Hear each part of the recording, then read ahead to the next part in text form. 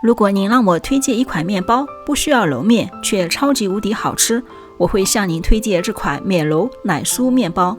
大家好，我是爱做面包蛋糕也爱做饭的毛毛。面包体来自波多黎各的经典 Malola 面包。那我们来看看这款面包有多容易制作吧。100克水中加入5克砂糖，3克激发干酵母，搅拌活化一下酵母，静置片刻。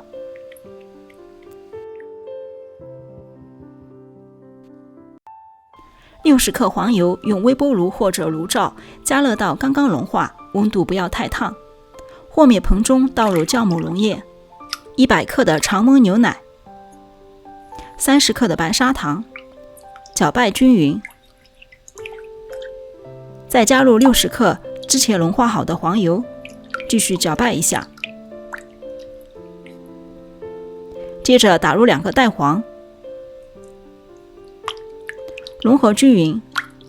液体材料添加顺序没有讲究，按照配方加入就好。全部混合均匀之后，倒入350克的中筋或者高筋面粉，搅拌到看不见干粉，不要上手，用刮刀或者筷子和成团就可停止。盖上保鲜膜，室温发酵到体积2倍大，时间大概在1个小时左右，快慢和家里的温度有关哦。发酵的时候，我们来做里面的奶酥馅。80克室温软化的无盐黄油，加入25克的糖粉，打蛋器打到发白，不用打发，略微发白有点羽毛状即可。最后打蛋器腾空高速转一会儿，甩掉粘上的黄油，避免损耗。取一个室温的鸡蛋打散，称取25克全蛋液，分2次加入到黄油中，吸收之后再加下一次。记得鸡蛋一定要常温的，冷藏的会造成油水分离哦。如果鸡蛋平时冷藏保存来不及回温的话，可以用热水泡泡鸡蛋就好。余下的蛋液最后拿来刷面包表面。经典的 Malola 面包分层用的是刷黄油的方法，我换上了好吃的奶酥馅，味道奶香浓郁，会更加好吃。鸡蛋的加入让黄油变得非常顺滑。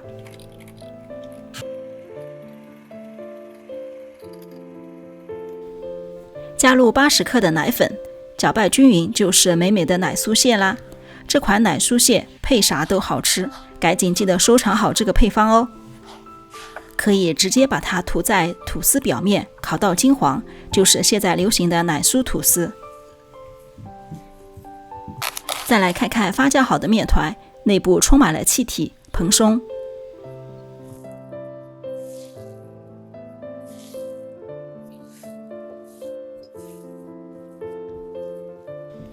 取出按压排气，顺便用手整理成个长方形。面团比较软，所以手掌抹点油，擀面杖也抹上一些，然后把它改成大的长方形。将面团改成长方形的时候，从中间往两头推，前端不要改到，调转90度，再改两端，这样比较容易成长方形。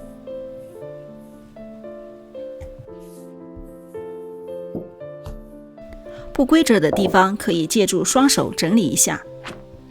最后改到大概48乘30公分左右，大致均匀地放上奶酥馅。你可以在奶酥馅里面多加鸡蛋，把馅料弄湿一些，比较好涂抹，但是味道不如这种干爽一些的好吃哦。不要用刮刀，而是用擀面杖去擀平整，让馅料铺得更加均匀的同时，又让馅料贴合得更好。然后从一头卷起，整个整形是零难度。没有改得很好，烤完也超级好看好吃哦。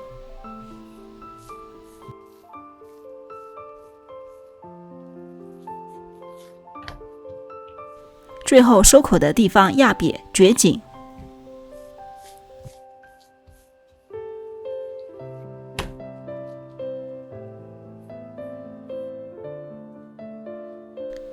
切成6份，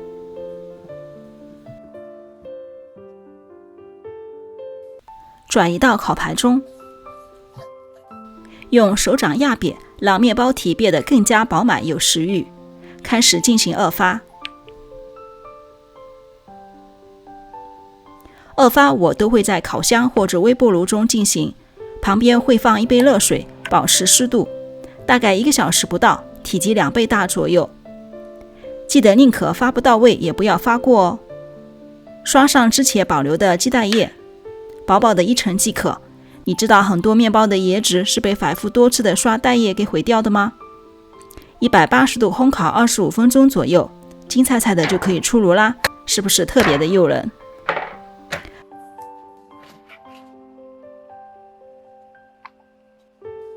面包烤完要放架子晾凉，防止底部产生水汽。